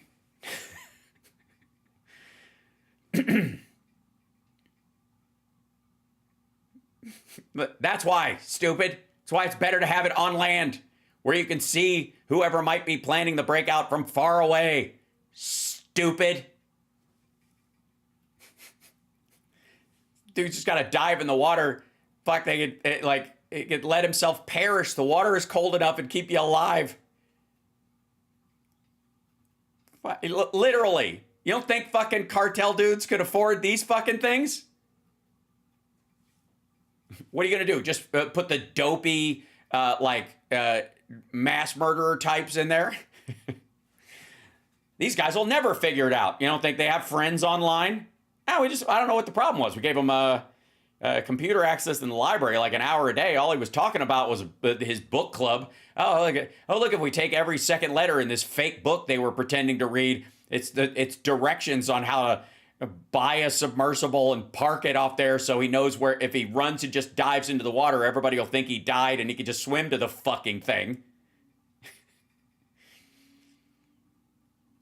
And this doesn't count the ones people make on their own, because we're not talking about this. Like, I got news for you. The one that the people died in going to the Titanic would handle the bay just fine. And they 3D printed that motherfucker. Yeah, Dr. Evil's submersible, yeah. Welcome to my underground lair. It's long and hard and full of semen. No? Tough sub.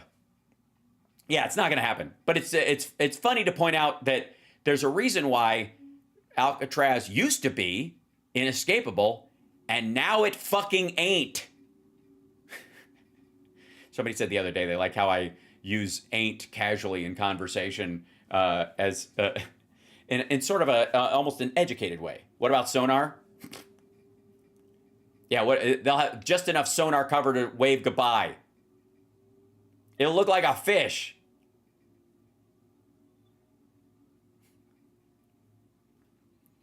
Yeah, like, again, that adds, how about that? That layer of fucking expense. What are you going to put a fucking, like, underwater laser scanning nest of shit? Like, and even if you didn't, even if you could just overwhelm it. There would never be enough people working there to fight him off. It'd be like a fucking Jackie Chan movie. Like Rumble in the Bronx. Remember all those, like, punk kids on the motorcycles that were just absurd back in the day? Watch for those to start showing up. We start overlapping our technocracy with Japanese society. Everybody starts getting mohawks and riding motorcycles without a helmet. I'm telling you. The Trump Carney meeting I will cover this afternoon. Yes. Because I want to do the whole thing. Just so you know. And this is the morning show. We get to talk more, like, open. Yeah. So, but I will say that right now, I want to check on something because I know, oh God, it's just painful. This is what comes up. I'm not going to play it. India just... Shut up. I just want to restart this so you can see the, yeah. You want to know how bad messaging is on everything right now? You want to know how bad, like, communication in general is? Check out Peanut Butter Dickhead.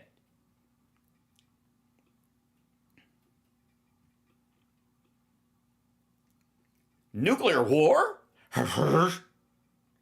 Thanks, buddy. Yeah, you might want to sit this one out. I know he won't because he's got to sell the future wears bright hats. Or the future looks bright hats or whatever it is. Here it is. Besson's world's second largest economy. No one really understands. Hold on. American This and others about hold on. Let me show you something. Minority banks and credit them. They're all making statements. Use their Medicaid benefits, and in another let me show you how badly 3.9 this million guy- Americans their Medicaid benefits. without objection. Also ask unanimous consent to put in the record a letter I sent to the Secretary, responded to by his Assistant Secretary, dealing with direct. He was up, I think, yesterday. And I gotta say, he certainly didn't do himself any favors. I think they start asking him questions at some point, I guess. But goddamn, he was a sweaty mess. It was brutal. Hold on, let me see if I can find that real quick. I'll show you a slice of it.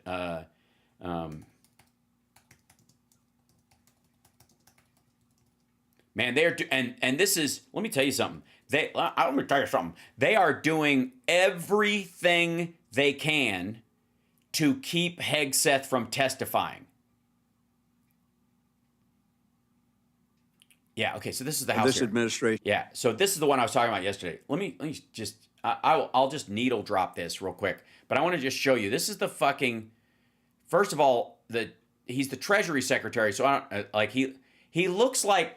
You know how Vincent D'Onofrio wore a... Oh, thank you so much, Video Game. Oh, appreciate that. Thank you for the super chats, by the way. Every little bit helps. Obviously, with everybody's financial worries, those of us that make our living online, the support goes down, and we see it. I certainly do. But if it... And I want to restate this. If it hurts at all, don't do it. If you can help, please do. If it's if it's easy for you, then support the show so that other people don't have to sweat it. That I don't have to, take odd jobs. Okay, so he looks like Vincent D'Onofrio in Men in Black, wearing, like somebody's wearing his fucking skin. Even his teeth look painted on like the Invisible Man movie with Chevy Chase. Be surprised that if we don't have more than 80 or 90% of those wrapped up by the end of the year. And that may be much sooner. That I would think that perhaps as early as this week, we will be announcing trade deals with some of our largest trading partners. They have come to us with very good offers. And what I will tell you is that in negotiating with some of them, they may not like the tariff wall that President Trump has put up, but they have them. So if tariffs are so bad, why do they like them? Because their economy is smaller than ours, and without them, their industry would be completely destroyed, and we can afford to not have them in most areas. And then more insidious, we can see that from a practical matter and from academic research, are the non-tariff barriers. If you were to look... Which, by the way, you cannot solve quickly at all. Just the VAT tax. Let's take the VAT tax. Does anybody think that any of the EU countries that have a VAT tax could remove the VAT tax by fiat? That the leader of that country or their representatives could just redline no VAT tax for Americans or no VAT for real? Oh, Natasha, thank you so much. Right? Fucking hell. Trump loves his people to be like telegenic and bold. This cannot be helping. But they're sending him out there because he's better than fucking Navarro and these other guys and Nutlick. This is just lame. Prior to the escalation, I believe Chinese tariffs were only 5%. So clearly there's something else going on if they're accumulating these gigantic surpluses. Yes, giant manufacturing base for temporary goods or assembly plants, which there is no purpose. There's no ladder in an assembly plant job except to higher up the assembly plant job. So that's why most of those got fucking outsourced, and they're going to be automated even if they come back here. So that's exactly why there's a surplus. Lots of people, low cost labor. That's why it was. That's forever. That's how it happened. It's not a fucking mystery. I don't get, like, it's so bizarre. Like, America didn't do this. Large corporations did this because they were allowed through tax policy, or it quite frankly just made sense for their business model. They couldn't afford to make it here because they didn't have the workers. They didn't have the volume of workers. If they were going to sell to the rest of the world, they were never going to make enough for the United States, you know, unless they opened other plants. If they open another plant here, the cost goes precipitously up because they're already depleting what work base they might actually have. If you've got 45 people who know how to fucking do something in the United States and all of them are working at your factory and you want to open a second factory, where the fuck are the other 45 coming from? You're either going to import them, you're going to give them visas and fly them over, or you're going to build the factory someplace else where there are 1 billion people or 600 million people or whatever the fuck, and you're going to find 45 people in that ginormous group of humans that can do the job. Which is exactly what fucking happened. And you're going to sell your shit that you make in the United States largely to people in North America, to Canada, Mexico, and here. And then that factory outside will either sell back into the United States at a cheaper rate. They'll lower the cost of the thing that you're making by dividing it by 2. And then the second factory will sell to the rest of the world as well at a different price point. The president released his skinny budget for the year, fiscal year 2026 on Friday. Budget call. His skinny budget. You mean yes, it's completely devoid of the fat of details. Approximately $2.5 billion cut to the IRS. As you know. Okay, so anyways, he goes into this. It's all this. He's a fucking sweaty dickhead this whole time. Everything he says, it never gets better. And the harder the question, the stupider he gets. Today, what an improper payment is, and some examples of what you're seeing, and why these procedures were not already in place before, Mr. Secretary. Well, it's a bit mystifying why they weren't in place. And what we are seeing is that there was a very complacent upper level of management in many departments across the entire government. You do realize he's the Treasury Secretary. The fuck is he answering Doge questions for? Because that's really what this is about. This is Doge questions. Yeah, and also I would like to point out that if this was Joe Biden sitting in this chair, speaking in the exact same way, they would be questioning his health and saying he's got Alzheimer's and he must be removed. Just for the record. Oh, and somebody was bringing up the part where he was like, "Who pays the tariff?" Right? I think that was in here it is. About over this education. one. Thank you very much. The chair now recognizes the gentleman from Wisconsin, Mr. Pocan, for 5 minutes. Great. Thank you, Mr. Chairman. And thank you, Mr. Secretary, for being with us. My main concern is, I think, what people are looking at the economy. The first 100 days, lowest stock market since Richard Nixon, not usually a measure people are shooting for. On tariffs, the fact that last year we had an effective rate of about 2.5%. I think the Yale Budget Lab, and I believe you went to Yale, has said that effective rate is closer to 28%, the highest since 1901.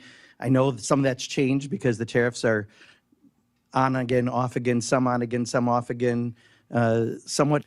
Yeah, look. It's not that he's flip-flopping, it's that he's flexible.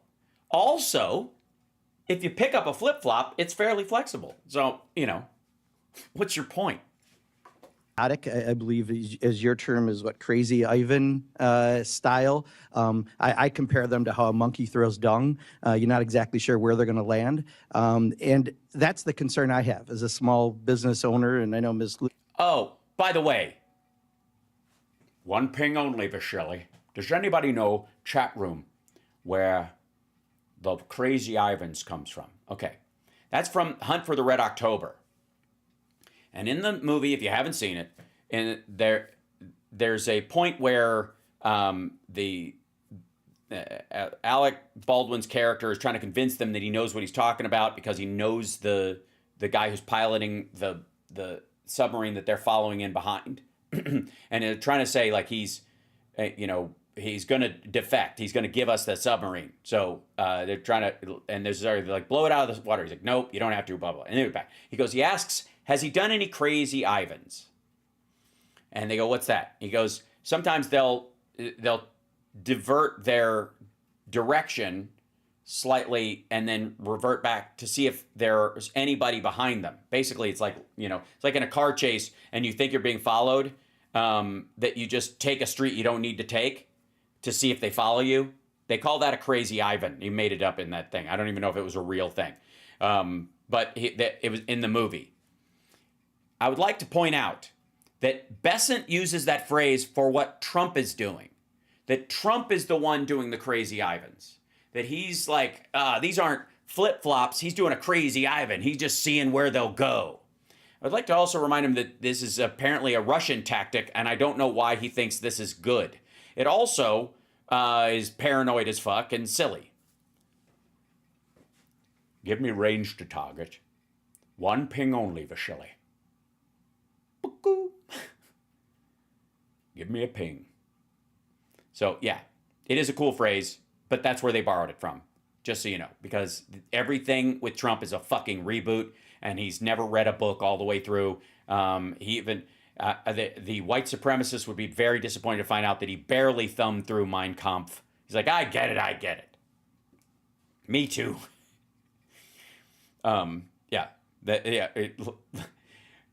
To Trump, I think he just call Mein Kampf Me Too, and we'll call it a day. It's not a bad one. I haven't done it in a long while. The Rock. And of course, we cannot talk about. I know we've done it a bunch of times. I apologize. How,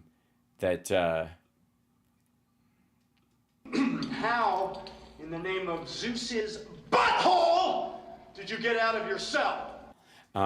That's my favorite line in The Rock. I'm just saying, just for the record. So, give me a ping, Vasily. That's where Crazy Ivan comes from. So, just so you know, it's from a fucking movie. And the White House uses phrases like that because they're all, like, you think I love the 80s. Holy shit. Camp Perez as well. I've got small businesses really worried.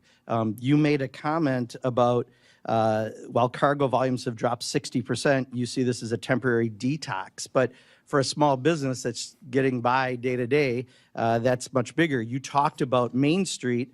We want to finally focus on Main Street, not Wall Street. I think you were at a global investor conference in Beverly Hills yesterday. That's the cocktail party where you mentioned the.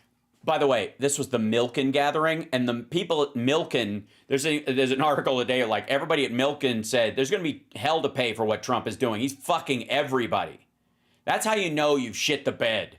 It's like you're going to ruin small business, and big business is going, yeah, this none of this works. This doesn't work for fucking anybody. The Ivan theory, and before that, you were at a J.P. Morgan Chase World Bank private investor summit. All those things are not Main Street, right? Main Street is an auto body repair, a specialty printer. So my concern is on the tariffs. Who pays tariffs, Mr. Secretary?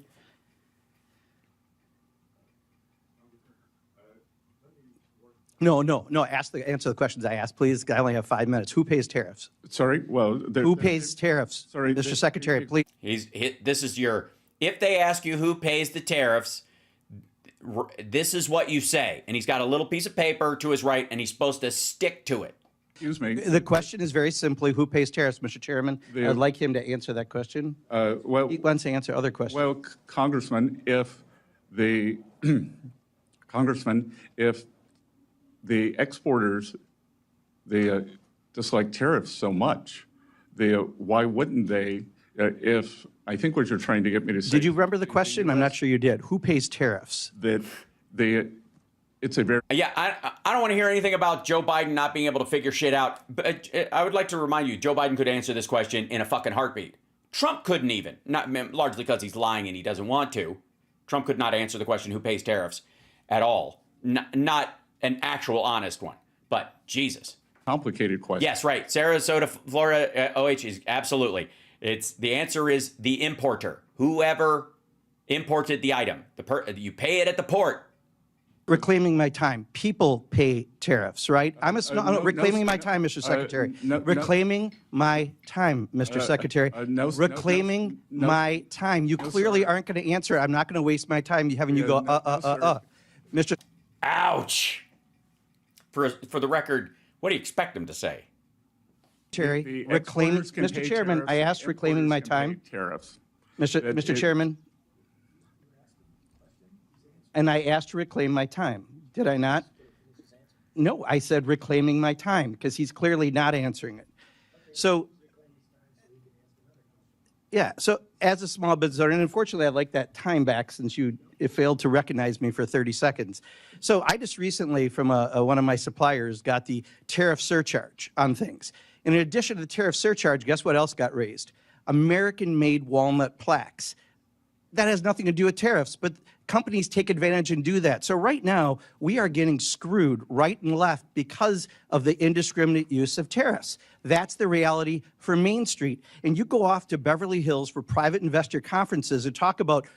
By the way, private investors who fucking are livid at Trump and are like, what the fuck is going on? Again, this I appreciate where he's going with this, but understand that, like, even these people that are supposedly like, oh, no taxes, wonderful, are like, what the fuck's wrong with you? Like, it's that bad. Crazy Ivan theories. Answer that. What is the crazy Ivan theory of tariffs that you mentioned at the summit? Well, first of all, sir, I've had meetings with more than 50 small lenders. So the... Small lenders? Oh, right. Yeah. Like payday loans and small banks and that kind of stuff. The people that will be lending money to the people that are losing money because of the tariff thing so they can borrow money to keep their fucking business afloat during this nonsense, if it ever works, if they'll ever be able to pay it off. You mean you're basically hanging out with people who hand out bankruptcy coupons? You dumb motherfucker. Holy shit. Lenders? I want to clarify that. I would also say that in game theory, strategic uncertainty. In game theory, Jesus Christ. His notes came from Musk. As much as they hate each other, game theory. Game theory? Game theory, asshole, is based on playing in an environment where nothing ultimately matters. That's what game theory is. The art of war has material consequences and can be checked against those material consequences. Game theory is, who gives a fuck? It's just dig dug. Which you seem to like the name Crazy Ivan. Well, it's your words, correct? Didn't you use Crazy Ivan at the... Well, you've used it 5 times. Yeah, asking you to explain it. What the fuck is that? You've used it 5 times. Dude, this is so, like, that's not my word. That's your word. Of course I know that. I know I said it, but I know you've said it a lot more is all I'm saying. You're the one saying it now. It's just what people say. I've said it. You've said it. Now we both said, you've actually said it more than I have. Maybe you should explain it. Maybe that's how it should work. Maybe you should explain it. Perhaps, if you needed to explain, maybe you shouldn't, if you don't know what it means, maybe you shouldn't be using it so much. Maybe you should find some other way of talking. I'm just saying that, it's already lit. Jesus. That's the question, Mr. Chairman. I am saying the strategic uncertainty is part of negotiations. Should we say, here's what we'll accept. Please take this. Okay, I've got your answer. Thank you. I'm going to reclaim my time again. So for a small business, we don't have that luxury, right? When the ports are empty in California and we can't get goods and people are stocking up for Christmas goods, Crazy Ivan is great for, please don't take this offense, really rich people like you. But for people like me, it's not, right? That's what makes small businesses fail. That's what makes people lose their jobs. That's what makes the stock market tank. So I'll ask one more time, who pays tariffs? Sir, the history would show that it is a complicated mix of who pays the tariffs over various times. So that's exactly the problem. If your answer, and you are a very educated person, you have a very impressive bio, cannot answer the question who pays tariffs because you won't answer that, and you say it's a complicated issue, it's not complicated. Consumers pay Trump's tariff tax. That's the reality. And I'll yield back, Mr. Chairman. But yeah, here's the easy way to do it. Whoever imports the good pays the tariff, and they pass that on to consumers. Always have, always will. If it's a temporary thing, a lot of times they will try and eat it so they don't have to, like, it might cost them more to change all the advertising that says something costs $20 than to raise the fucking price of it. Sorry, because they're going to do a rate at, to do a rate at 2, I've been, yeah, we can do that. I think if that his time, you mean 2 o'clock his time at the end of my show? Does that work? All right. Cool. Oh, okay. CSL's got it. Excellent. We're gonna raid Cliff's show afterwards. I think at the end of the show. Yeah. Excellent. Is that right timing, guys? I'm waiting for the thing to catch up. It always happens. But this is let's be abundantly clear. There's a simple answer to it, and everybody should say it. Importers, whoever imports the good pays the tariff, and it is up to them whether they eat that cost, which means they are not going to do any research and development. They're not going to expand. They're not going to hire more people, right? That's what they do instead. When a company eats the tariff, by the way, it doesn't just vanish. If Walmart decided for a while, we're not going to pass the tariff on. Well, where does that's not a zero sum. That money doesn't just go poof. They paid that money out. That money's now not going someplace else. Which will, by the way, it's not going out in dividends, so it will drive their stock prices down, right? It is not going to hire more people. It's not going to build more stores. It won't allow them to build up a stockpile of goods when they know there's going to be a rush around the holidays, right? That's right. Hurry up. Give the thumbs up while you're in here. I think Cliff is live. Yeah. Yeah. So he'll be on. He's going to be live right after the show today. So we'll pitch to him. And but again, that even when in instances where the company eats the tariff, it doesn't just go away. It costs elsewhere. Right? That's the key. They can either pass that cost on to the consumer directly in the product that they're selling, or spread it across a bunch. So let's say normally, and this is normally how it works, I've got a store like Target or something like that, and 80% of the shit I sell is basically because of, treaties that we have and other stuff is either minimal tariff, 2.5%, something like that, 2%, but not a major aspect of it. And it's always running and stuff. And I've adapted my pricing accordingly over the years, and it stays the same. Okay, so it's 2.5% I'm paying on all this stuff, and 80% of it goes out on that. And then 10% of the stuff I sell has a 20% tariff on it because there's some shit going down with computers or technology, or there's a back and forth with other countries. So what you do when you're Target, and what Mark Pocan is making the point that small businesses cannot do. One of the things you can do is you can take the 20% tariff you have on here and the 2.5% tariff you have on these things, and this 80% is most of the shit you sell, and you can spread it out in like an extra 2% bump on all your goods temporarily. And then you can offer sales on things that you already have a lot of stuff in stock of, right? So there are these algorithms working on multiple fronts that do this. But that's the way you do it. There's some big thing about tariffs with one particular item, and normally it's not 12% or 20%. It's probably more closer to 10 sometimes, right? And so you spread that 10% on the 20% of the stuff over this 80% that has 2.5%, and you'll even out around 3.5% of your overall cost. And then you can either choose to eat that 3.5%, which is less of a big deal, or you can pass on 2% of it to the customer, keep 1.5% you eat as the company, and therefore you keep a stable business model, right? Think of all the moving parts of that. think of all, like, how I just explained it. That's like bare bones, right? This is the, this is not even like weighing like the cost of goods and the kind of like frozen concentrated orange juice trading places idea of, yes, then they lay off employees, right?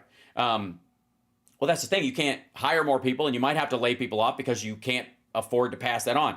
The margin, anybody remember in the chat room, what's the profit margin for Target and Walmart? Anybody know? Huge company. How much profit do they make on the average thing they sell? Some will know right away because we talked about this before, but I'm curious, people who might be new. How much of a percentage? Yeah. It's 2 to 3, 1, 1.8. Somebody's like 50, 0 to 80%. It's 2%. Target and Walmart, in general, make 2% profit on generically across all their goods. 2. That's why they make their money in volume, because that moving over 2% of that amount of shit is a lot, so you can sell it lower.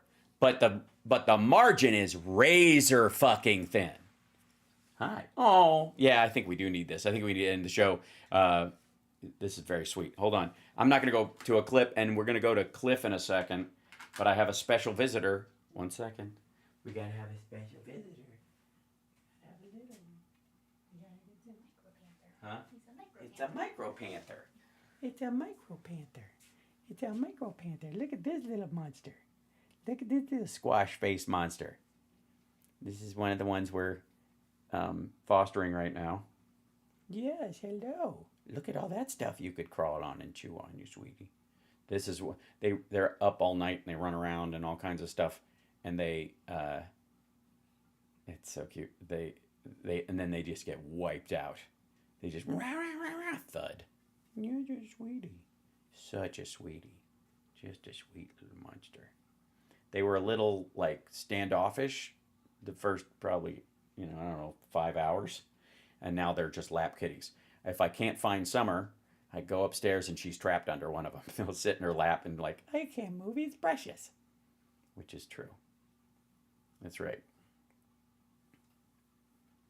So, yeah. What's this one's name? Jasper. Jasper. Aw, Jasper's a great name for this. This is Jasper. Hi, everybody. Jasper, you want to say hi to everybody? Let me say hi. Look, it's Jasper, everybody. Hello. Hello. Like and subscribe. Thanks, Jasper. I appreciate that. That's very sweet of you. This one's just a cuddle bump. The boys are, yeah. Yeah, the boys are Crazy. very cuddly. Yeah. The girls are rambunctious. Raised without a father. It's clearly the problem. Yeah. Like he's so like he's starting to fade and relax so much that like he's laying his neck on my finger and I can feel his neck bones. Like it's when they start to collapse and they don't really care. So sweet. I should have wore a brighter shirt. You guys could see him better. Sorry. All right. Yeah. Next time you come to visit, I got to wear an orange shirt or something so you can stand out. This is not a foster fail. No. Yeah. Go back. So sweet. Oh my gosh. Yeah. The teacup panther. Little guy. All right, we needed that, I think. We definitely. It will not be a foster fail. Stop it. Stop it. Hey, where'd that dog come from?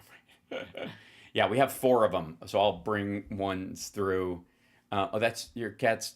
You have a black cat named Jasper too? Oh, that's great. Thanks, JD. Yeah, so we foster cats on the regular. We took this batch because we were trying to get like Kim comes in at the end of the month and we're going out of town for his birthday. And so we need like some that are in an age where we can get them fixed and fostered in that amount of time. So, yeah. Wait, what was I? Somebody was asking me something right before we got off on this craziness. We'll talk about it later this afternoon. But this, Jesus, like welcome. Today is all about things just like shit hitting the fan. I'm sorry, but that's exactly what's happening. The kidney, dear God. The kidney has a very special place in the heart.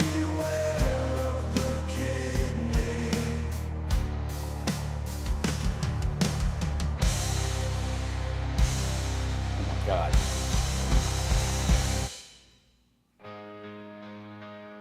I'll see you guys this afternoon. Enjoy Cliff. You are watching how SPARKS mega worldwide. That you're along for the ride. Thanks for your support, guys. Every day has The kidney got me. side.